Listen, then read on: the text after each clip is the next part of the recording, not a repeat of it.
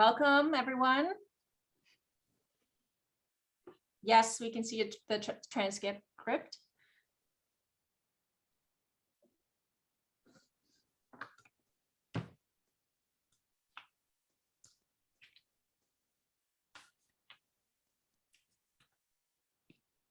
As you come in, if you want to share where you're from in the chat, please do.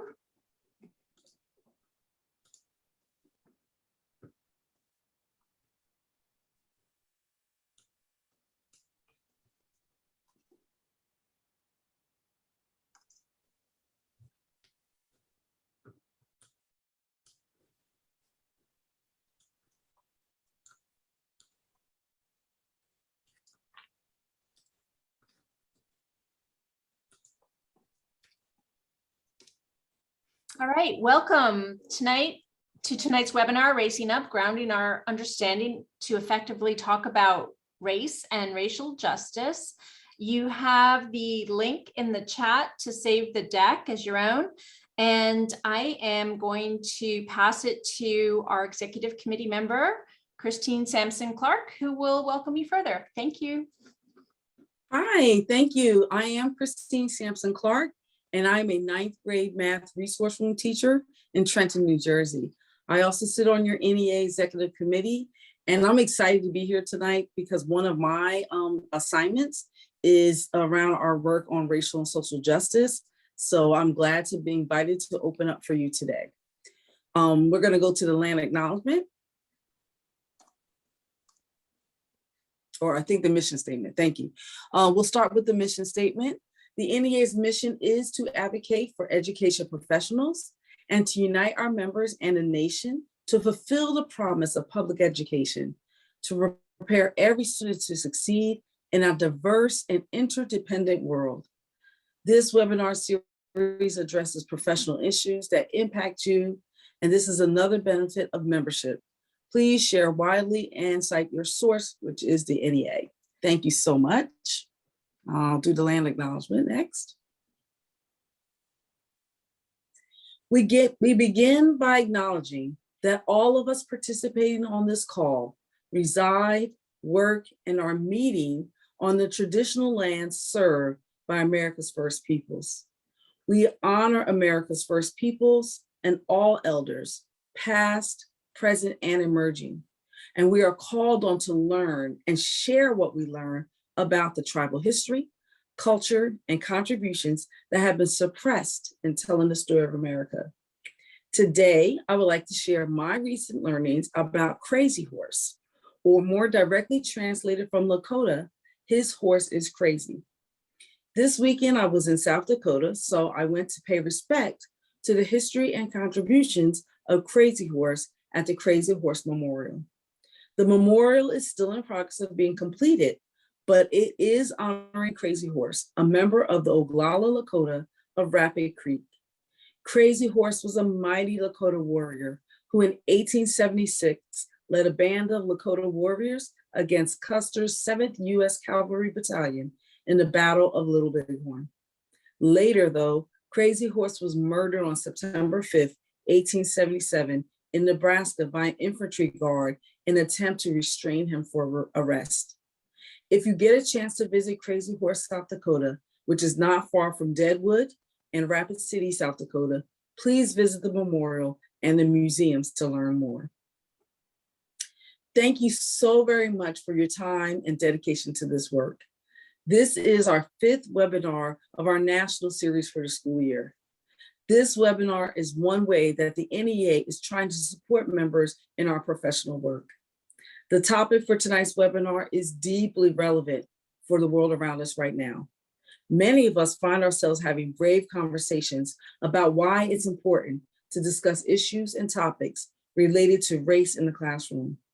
We believe that these conversations are essential to producing change.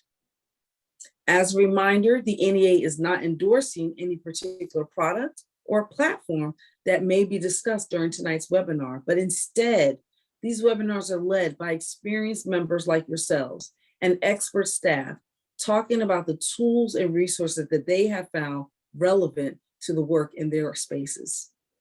At the close of the webinar, we will ask you to fill out a short evaluation form to help us identify other topics of interest and how we can continue to develop our current webinar series. Again, thank you so much from deep. I will stop talking and give the space to our facilitators, Arise Colbert, who will not be able to join us this evening, Carrie Roberts, and Andrew Montoya. Awesome. Thank you so much for that introduction. My name is Andrew Montoya, and I'm coming to you live and in color from southern New Mexico in the land of the Chiricahua Apache. A little bit about myself before we jump on into this. I am a classroom educator of nearly a decade. I made the transition to become a full-time organizer with NEA, Center for Social Justice, 4 years ago. And I'm truly blessed to be part of the NEA family. And my heart is still in the classroom, but my feet aren't. That's the way I like to kind of frame everything about what I do here as an organizer. I would like to introduce my colleague for this evening, Carrie. Carrie, would you like to introduce yourself? Sure, thank you, Andrew. My name is Carrie Roberts. I work in Central Kitsap with High School, which is in Silverdale, Washington. Washington State up here in the beautiful Pacific Northwest. I'm an in-school suspension monitor, and I do a lot of work in equity and diversity and racial and social justice training within my district, state, and locals. And I'm excited to be here to share this space and create a brave space where we can begin to hold these conversations together.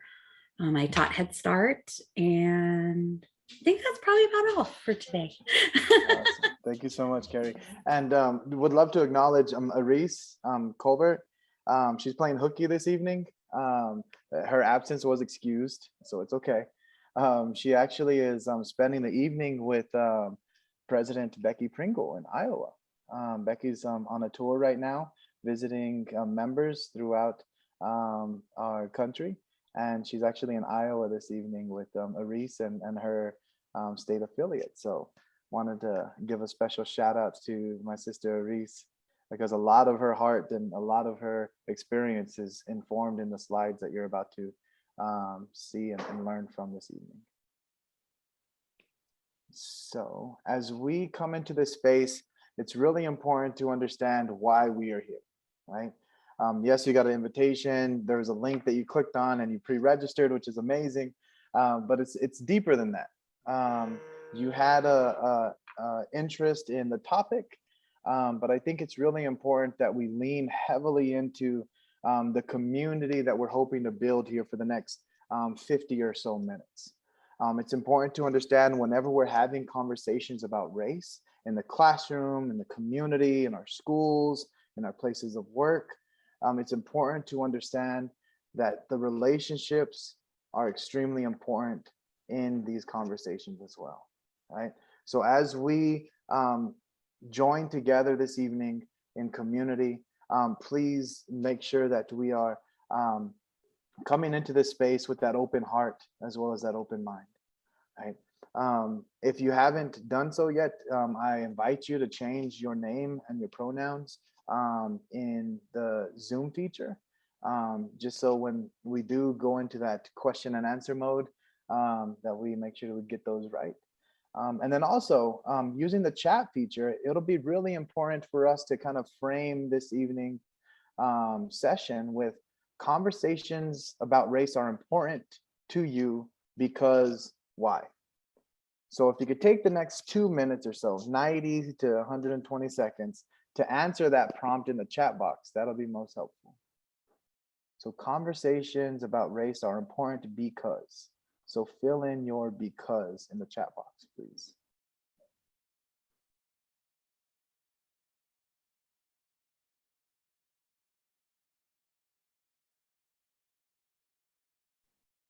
See if you're coming in.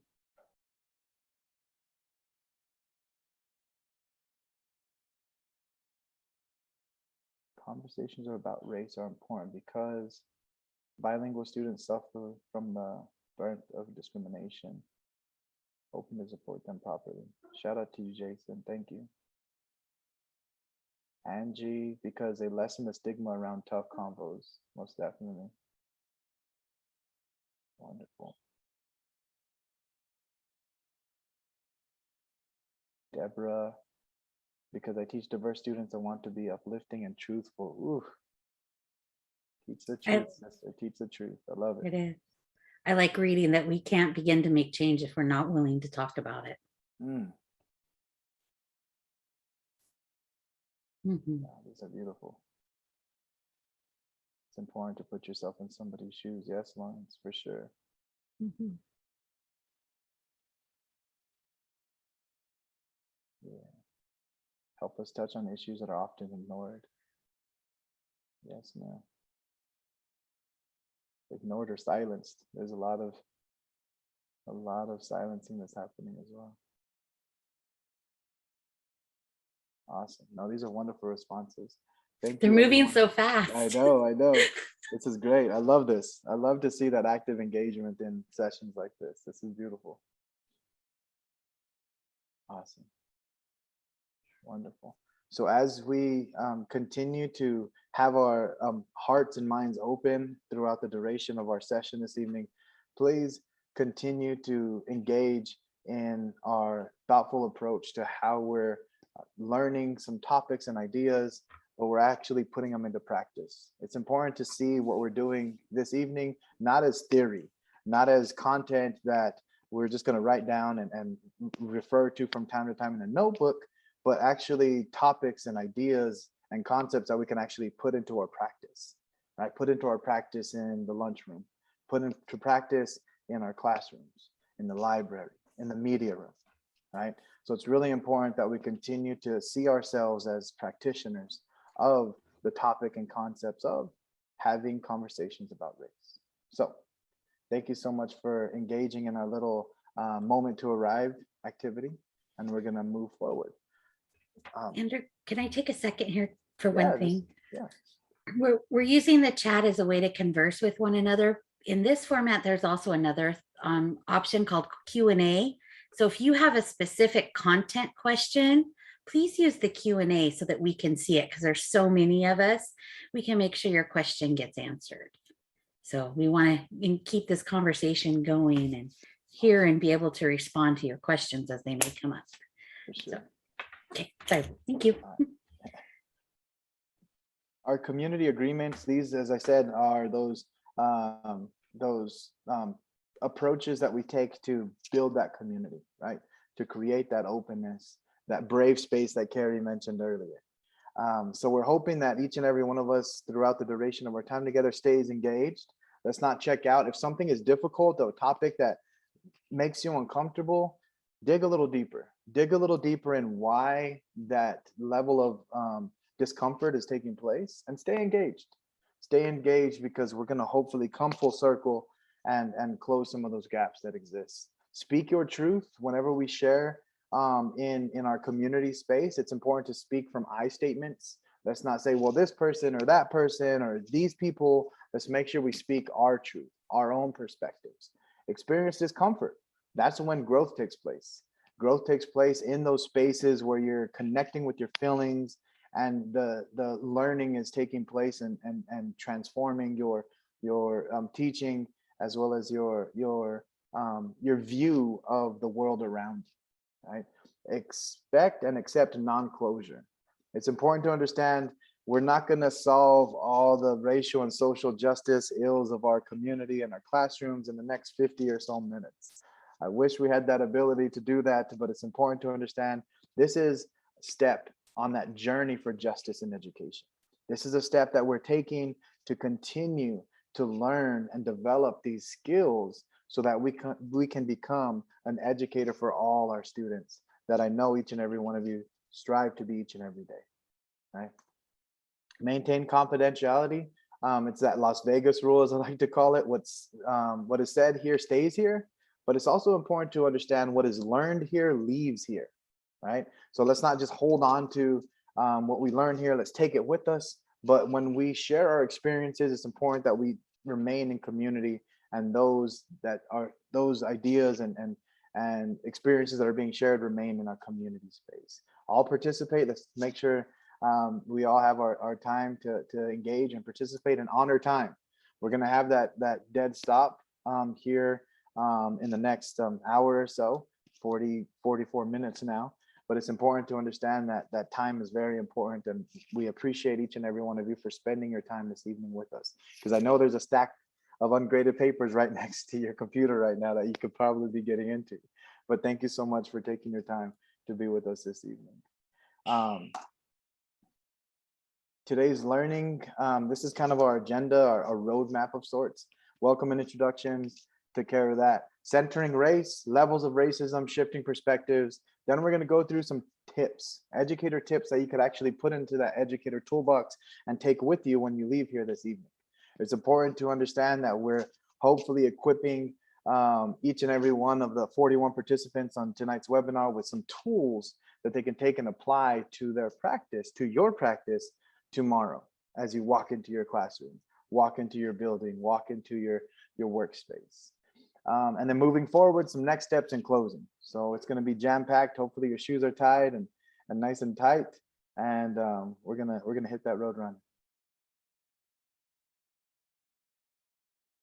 These are our learning outcomes. Yeah. You want to take these, Carrie? Sure.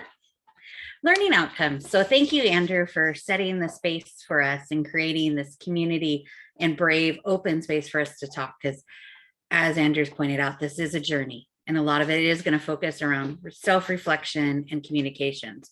As we build our strength to constructively talk about race, we need to understand what our own lens, our own background brings in as we strengthen our ability to move from a place of learning to a place of action. And so that we can create these more equitable educational systems for all of our students. In order to do that, we need to be able to understand our own reactions. This work is hard. It's going to tax our mind, our souls, and our hearts. We're trying to change things one heart and mind at a time. And oftentimes that starts with us, realizing that maybe something we have done has impacted another, or feeling the impacts that somebody we know and care about has experienced. And we try to balance all of that out with what we know and who we are. So it's important to listen to your mind and your heart and your body as it's telling you what you're feeling and experiencing, because that's a moment you need to sit with and be mindful, be intentional, and be reflective. But remember, no matter how good your intentions are, sometimes those impacts are often going to outweigh what that initial intention is. But if you truly come from a heart that's for this work, you can sit in with that for a moment. Next slide, please. And this is what we're talking about mindfulness. We need to be mindful not just of ourselves, but of others, reflecting, asking those questions, being willing to tell me more. Tell me why you feel that way. Tell me about how my actions impacted you, and reflecting and taking a moment to live and sit with that so that we can understand what is going on around us. So it's very, very important to breathe. With that, I call them win moments. Take a win moment. Take a breath. I have a breathing ball that you can't see now. Okay, there it is. And I work this with my students. My room has tons of toys. I mean, I work in high school, but I have tons of toys for the students to play with and relax, so that they can truly let go of that emotional piece and reflect on what's happened. So find those what I need moments for yourself, especially in this work. And this, I think, is back to you, Andrew. Yeah. So with the mindful approach that we're taking, it's important to understand that this is that heart work, right? Whenever we're talking about issues of race and injustice, the heart is an important aspect of it. So mindfulness really helps bridge that gap that takes place in that space. So now we're going to set the stage, right? We're going to set the stage by identifying what is race in a way that allows us to have conversations about it a little more open, in a way that really is from a place of understanding and truth, rather than idea or assumption, right? So let's set that stage with a video at first.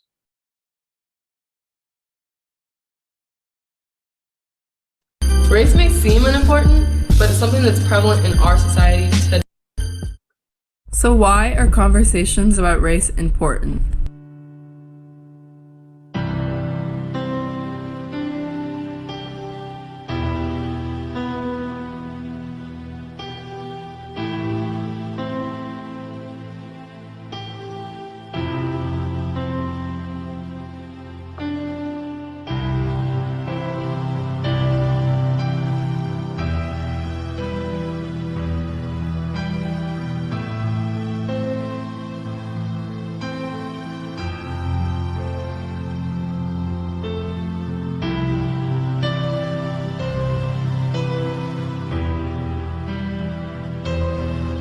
Because I want to feel comfortable talking about my culture with other races than what I'm mixed with. Because even though it's awkward to talk about it, if we never talk about it, the situation's never going to change. Because every student needs to be educated at the same level as everybody else, no matter the color of their skin. Because we don't live in a melting pot, we live in a salad bowl.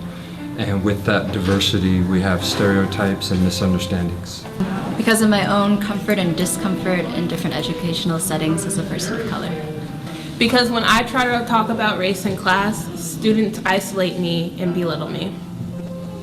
Because this is the only hope to change racism in America. Because in order to change the climate of Grant, we need to start in our classrooms. Because I think about race every single day and white people don't have to. Because as a Latina, I've always bore the responsibility of raising the issue of race. Because as white people, it's time to start recognizing our privileges and stop saying that's not my problem.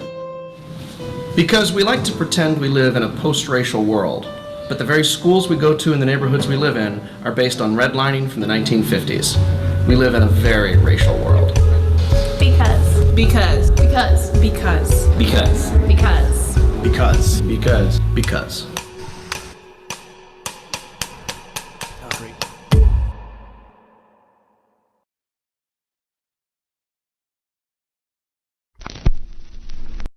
As a high school teacher myself, it's refreshing to always center the voices of our students in our why, right? And why is it that we are learning what we're learning? Why is it that we are understanding what we're understanding in regards to race and justice in education? So with this video from Grant High School in Colorado, it's important to kind of frame that why, and also attach that framing with our National Education Association. The vision for a great public school for every student, not some students, for every student. And we actually dive into our core values and we see why we are geared and equipped with certain skills and attention to ensure that we're having these conversations about race and social justice in our association spaces, in our teaching and learning spaces, and throughout our communities as well. This is the framework for change.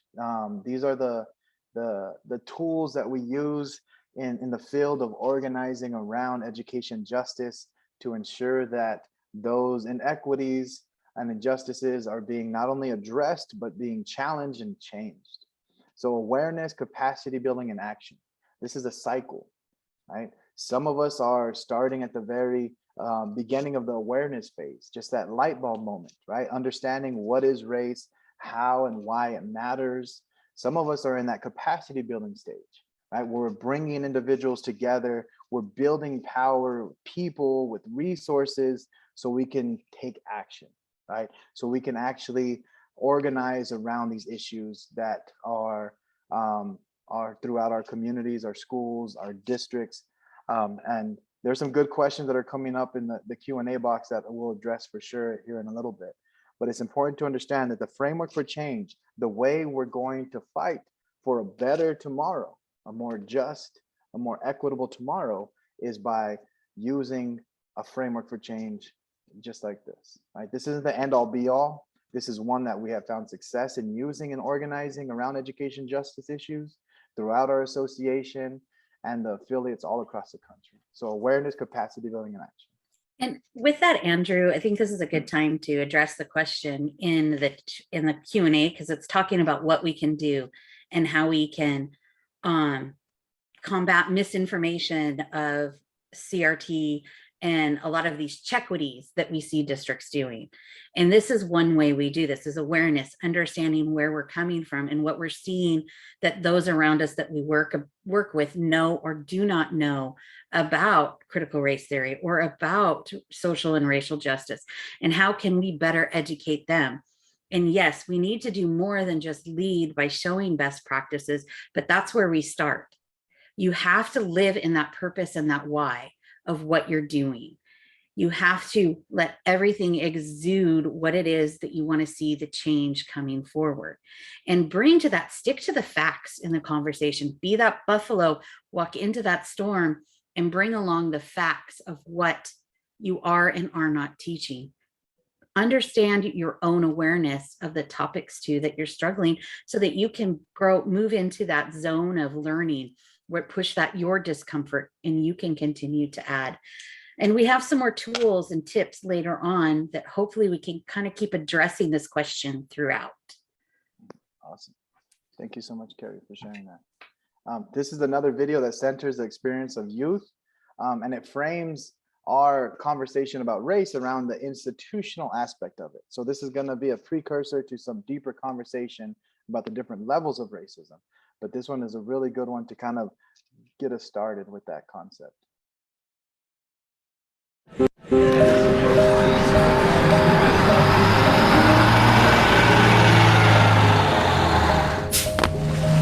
Hi, I'm Marley Dias. I'm 11 years old. A lot of grown-ups think that opportunities exist for all kids and all we need to do is apply ourselves. But I know that's just not true. It shouldn't matter if you live in the city or suburbs, on a farm or a reservation, or what your zip code may be, but it does. There's still rules to keep our schools separate and unequal. Why? We spend a lot of time talking about whether what someone says or does is racist, but that's not enough. You not liking me for the color of my skin is not the only thing that can affect my chances for success. I'm talking about the built-in barriers that keep me and other kids from reaching our full potential. It's all around us. We might not recognize it, even when it's right under our noses.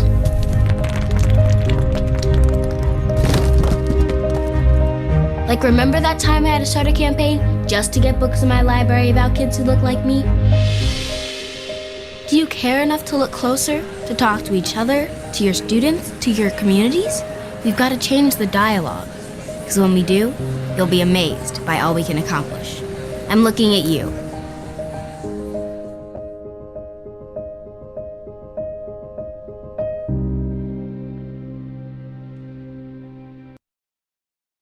That video always gets me. I love hearing from students' voices to inform our understanding, and the built-in barriers, right, that exist. It's so much deeper than the individual aspects of racism. It's institutional.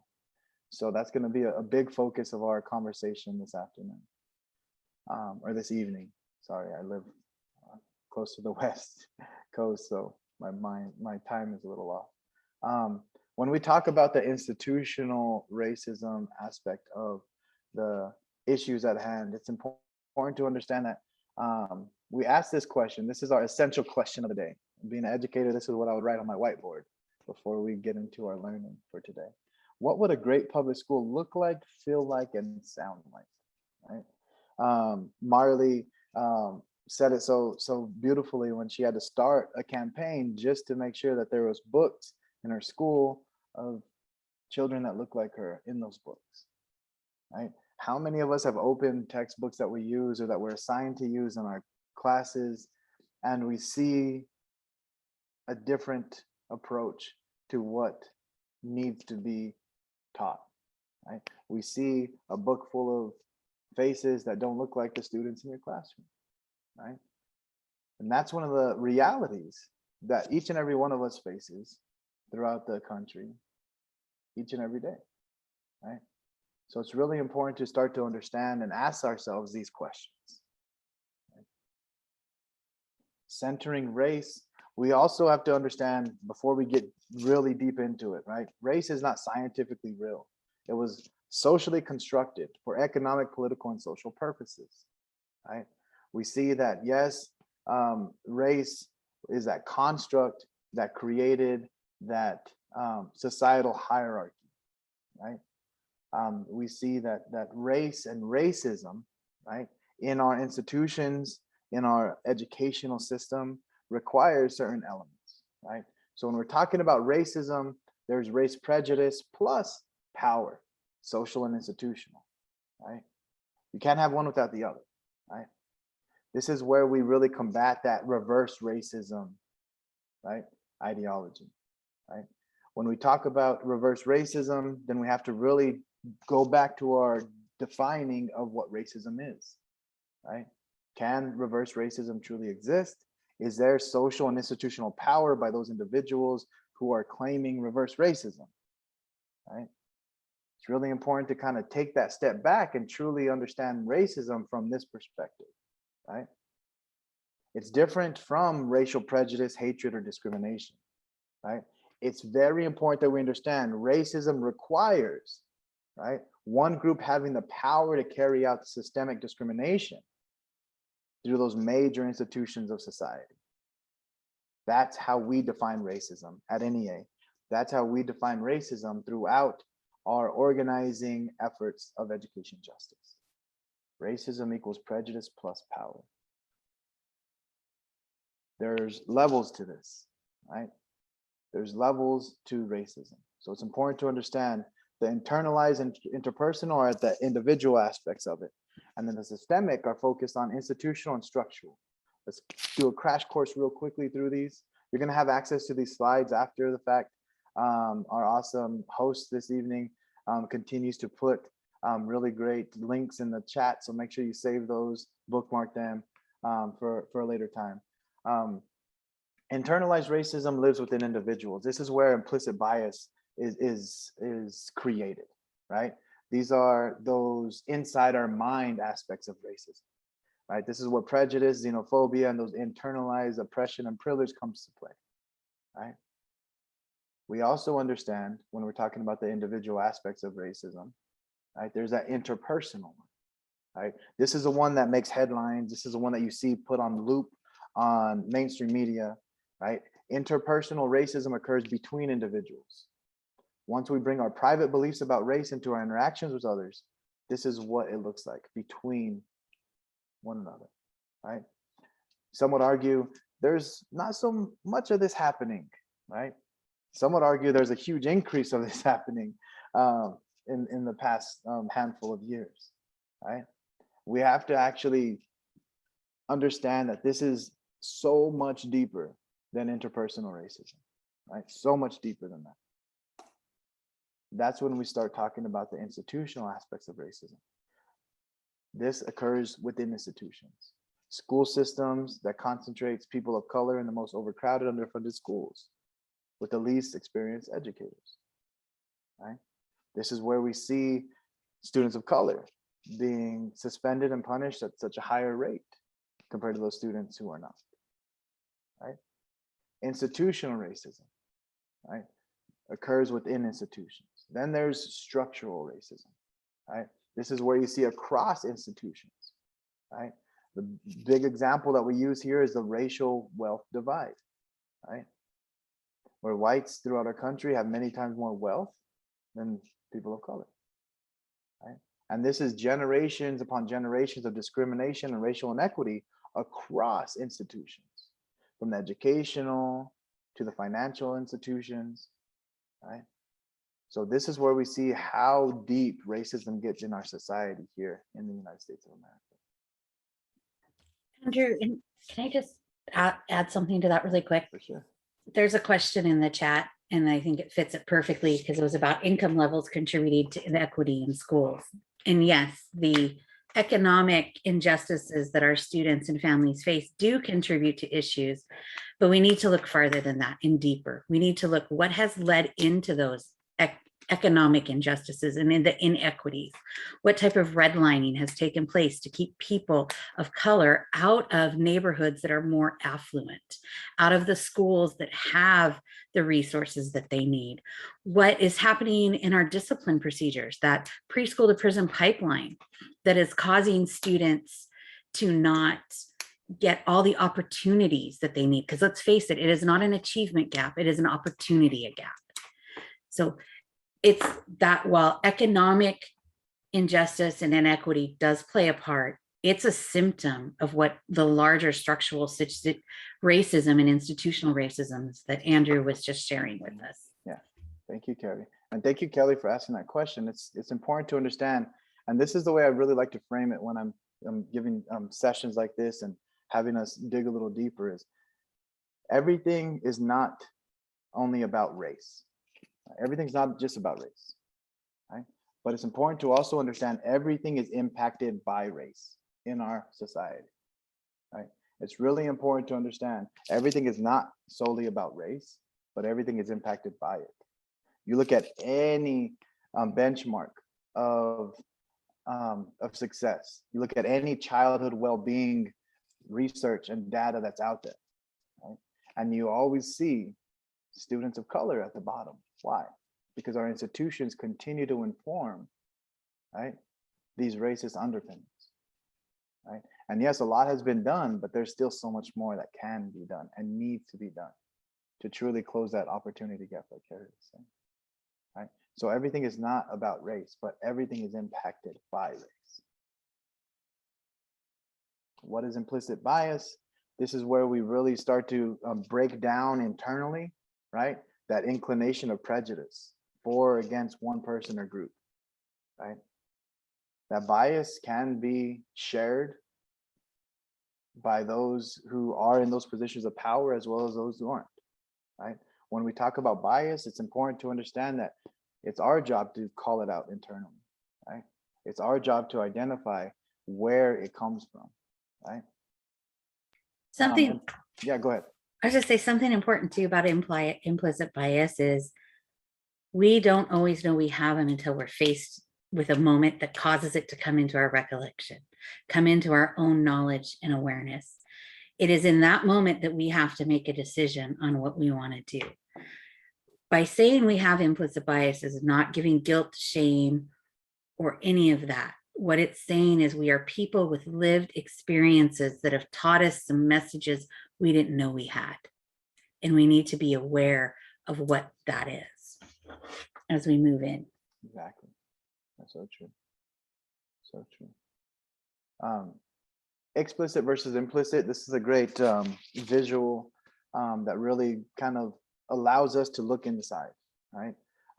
And there's another section of this webinar that continues to travel along that journey that mentions windows and mirrors, right? Windows and mirrors.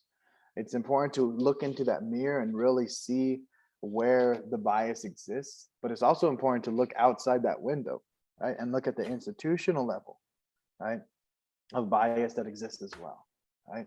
So it's important that we use this approach, take that well-rounded step forward on this journey for justice and education. Carrie, would you like to go with this one? This is a good example of what it looks like. Sure. I think we have a lot of examples. A couple I even saw today in the paper that is startling to me. So we were talking about hurricanes and how people are responding to care for themselves. But when we look about this, these implicit bias come from the movies we see, the music we listen to, the books we read, the articles we're reading, the news stories we hear. Right here, we have two groups of individuals that are both, it's being presented to us as there's a crime that has happened.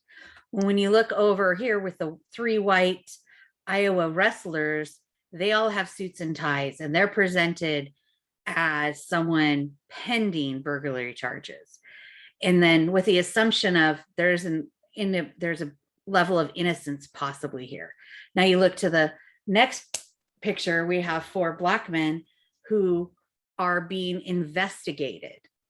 So even the wording is changing. Everybody, or tenants say you're innocent until proven guilty. But when you read these lines, one clearly is saying that, yes, this is true. And the other one is saying, well, we're investigating them because we know it kind of happened. Think about, I know we just had the recent hurricane down in New Orleans, but the one before, Katrina, I believe is what it was, when they presented those news articles. This is where it really stood out to me. You had two families trying to do what their families needed to survive, get the materials that they needed, the supplies they needed. And one family was just presented as very much doing that, and the other family was presented as rioting and looting. The white family was said that they were getting the supplies and food their families need. The BIPOC, or the Black, Indigenous, people of color families, they were considered looting, yet both individual families were doing the same thing. Sports Illustrated, here's another example of how we recognize men and we show them in their athletic abilities, and it's like we're talking about their athletics, so let's show them doing that. Kornikova is an amazing tennis player. She could probably take this gentleman on, yet her presentation is, oh, let's put her in that soft feminine look, what that image of women is, and totally downplay her athletic ability. We saw that, oh,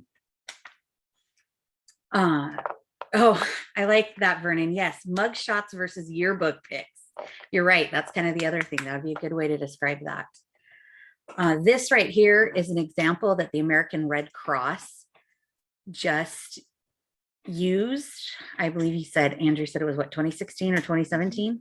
2016.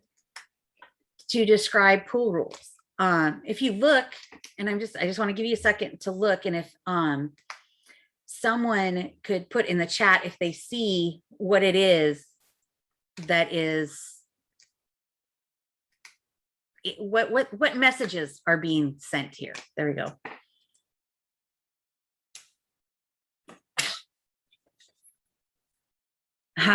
Yep, Claire, all the kids of color are doing the wrong things. So they're like saying, oh, you're doing the wrong thing. But yet the white kids in the pool could very well be doing the same actions. They're just not presented as such. So thinking about that, as you're looking at rules, think about your school rules and your classrooms, how you run things. What messages are you saying unintentionally in your discipline, in your classroom rules? You know, because there's a whole nother way they could have described this. You know, we all have these unconscious associations. We all have these biases. It affects our decisions, our behaviors, our interactions. Our implicit biases will dictate where we sit in a lunchroom.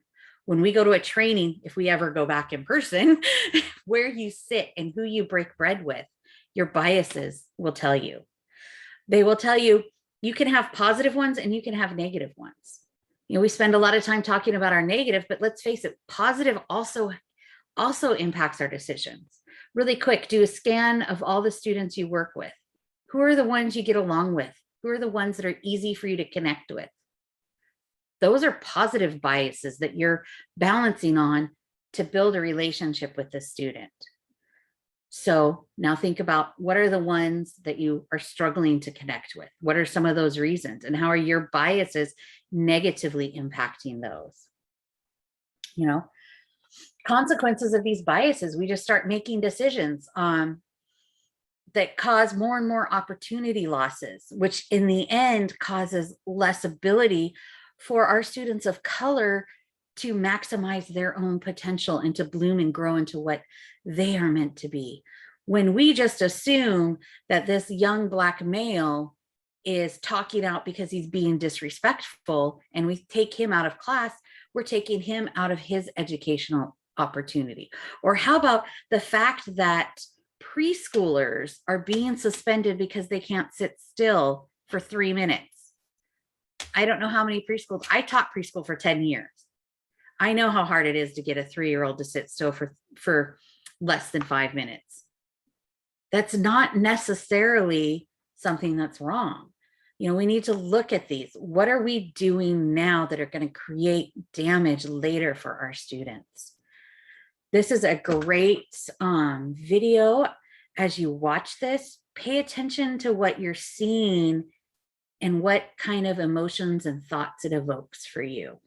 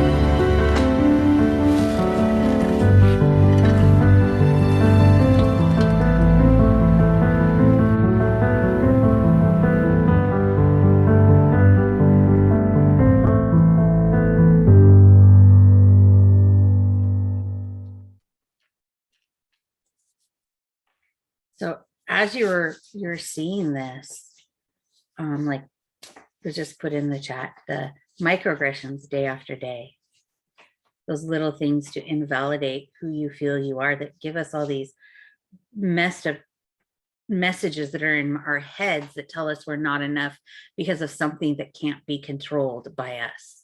This gentleman's skin color, he can't change that, but the world still reacts to him in this way. And I always think when I watch this video, and I've seen it gazillion and one times, and I always see something new. But today I looked at the judge, or as the bailiff opened the door and the judge walked out, and I saw the people standing there. I was thinking, how hard is it for this man to sit up on his judge, up there in his spot to be the judge, and not take all that anger and hurt that he experienced throughout the rest of the video and let that cloud his decision in that courtroom. How hard must that be? What if it was one of those people who treated him poorly? So what are some, right? Why do we use the white model of respectability? Yes, microaggressions are acts of racism. So how do we shift our perspectives? How do we move from where we are and into a more just and equitable space? How do we do that? We have to look, we've been focused on the individual and not group acts. What are we doing across systems that continually causes damage? How are we changing those systems? And how within those changes, are we being equitable? As we're working on breaking down the systems of white supremacy culture, but what systems are we putting in its place? Are they equally damaging, or are they liberating? We need to be very aware of that. And it's important to understand, as we shift perspectives, institutional racism doesn't mean there's more racists in our institutions. Right? It doesn't mean that. Right? It means the decisions, the choice points that are being made by these institutions are centered in whiteness. Right? So it's really important to understand, institutional racism doesn't mean there's more racists in the system. Right? It means these systems are aimed towards a white center of gravity, right? And it's our job as educators in the institution of public education to really question that, to stand in those gaps and to change that, right? Every step of the way. Right? Yes. So yeah, how are we going to do that? We're going to skip this one. This is a really great video. I highly recommend you watch it. Just for the sake of time, we're going to skip over this one, but this is a really good one. in regards of how to move the race conversation forward, right? How to not just say you're a racist, but what you said was racist, right? And really reframing those conversations in a way that allows our newfound understanding of these levels of racism to inform our dialogue, right? Really important video. Highly recommend you watch it. It's important that we continue to ask these questions and move from the blame and shame to really start thinking about the causes, the institutional aspects of those acts, right? Let's not ignore the individual aspects. Let's never ignore them. Let's call it out when we see it. Let's stand in the gaps of solidarity when we are moved to, but at the same time, it's important to start understanding the root causes, intentions to effects, right? What did they mean to what were the actions, right? Prejudice and systems, what beliefs made them do it, what background, what cultural understandings to systems, what institutions are responsible for continuing to perpetuate this prejudice, right? And then grievance, right? How can we fix what happened to more solutions oriented, right? What proactive strategies and solutions can we implement to ensure that doesn't happen again, right? Here's some specific strategies to address racism, right? And internalize, identify some support groups, racial healing, mentoring, counseling, and education. Shout out to those of you who are here to kind of raise your awareness. Interpersonal, some trainings, dialogues, dinners, really removing yourself from the center of conversation and listening, right? Listening to those Black, Indigenous, and people of color in your community, right? That's that interpersonal growth that can take place, that needs to take place. Institutional racism, this is where we really start to identify policies and practices and procedures, and how can we create a path for new ones, right? And what new institutions do we need to develop and create? Structural, this is where we not only highlight the root causes, but we begin to challenge those myths and ideologies, right? How do we do that? Through raising awareness, building capacity, bringing people together, and then finding a specific action to take to come against those structural racist ideas that are in your community, in your schools, in your classrooms. Racial justice, this is where we really identify and define what racial justice is, right? It's that systemic fair treatment, right? To ensure that people of all races result in equitable opportunities and outcomes for everyone, right? This is that will of change that we use throughout this approach, right? Our minds and our hearts are most definitely centered throughout this will. Then we really focus on the behaviors and structures, right? You can't have one without the other. It's really important to understand this is the approach that we need to take. This is the approach that we need to take to truly create those structural changes that our students deserve. Moving forward, some next steps. As I said, this is 10 tips that you could put in that educator toolbox and run with you to class tomorrow with, right? Create a welcoming classroom and school, right? How do you do that? You really start to identify who's in your classroom and in your school and what's missing. What's missing that is representative of them, right? Then we identify ways to root out biases and barriers. First, we identify those biases and barriers, and then we figure out how to root them out. Encourage self-expression, create that welcoming environment in a way that allows your students to express themselves, right? That's fun. I have amazing examples of what that looks like in the classrooms that I had the awesome opportunity to teach in, right? But I'm 100% sure that you could identify ways for your students to express themselves, right? Be open yourself, right? Don't just center yourself as the teacher, that you know all, you are the leader and the boss of the class, which is important, right? You want to establish those norms for sure, right? That you are that leader of learning, but more of the conductor of learning, right? To have that song of justice play throughout your classroom each and every day. So be open yourself, engage, don't avoid, right? It's really important that students see you engage in these conversations, because when you avoid it, they see it, they feel it, right? They hear it. And we want to make sure that our students experience that well-rounded education that really begins to close those opportunity gaps. Andrew, just really quick, for some of our AACs, our allies, accomplices, and co-conspirators that might just be getting the journey of these courageous conversations, as long as you're authentic and real and starting and genuine, the students are going to walk with you and they're going to talk to you. And it's scary to start these conversations. Every little step will take you to this higher level that you can have more. Take that moment. Say, I'm sorry. Say, can tell me more, help me learn more. That's really going to help you build that connection with these students. Exactly. Awesome. And that's exactly what create opportunities for those discussion looks like as well, right? As we create those opportunities for discussion, we really create that space to talk about racism and racial equity and allow our students to learn it at that level to where it can actually allow them to transform those systems and institutions that they exist in. Right? Establish and enforcing group norms. We started today off with our community agreements. That's the perfect place to start, especially when you're in communities where there's individuals who are fighting against teaching and learning about race and racism.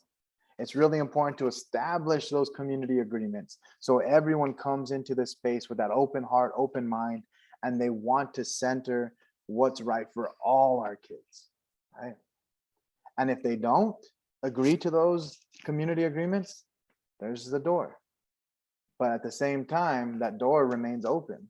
Whenever you feel like you can agree to these norms and agreements, you're more than welcome to rejoin, right? Process is as important as content.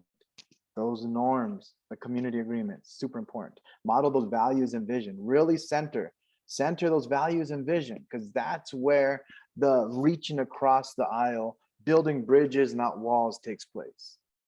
Because each and every individual, parent, grandparent, family member, guardian, who's on that other side of the fence, so to say, right?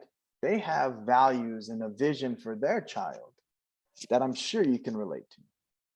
Start with that, model it, center that, right? Here are some other things, here's some practices to avoid, right? Don't individualize racism, right? It's easy for a scapegoat to take place, right? Diverting from race. That's another harmful racial practice and discourse, right? Silencing history. We see a lot of that now, right? It's really important to make sure that we don't practice that harmful racial discourse, right? If you want to learn more about this, we have some guides and toolkits that you have access to that are available in this right here, this Racial Justice and Education Resource Guide that you can download from going to neaedjustice.org. Here are some really quick tips to take with you.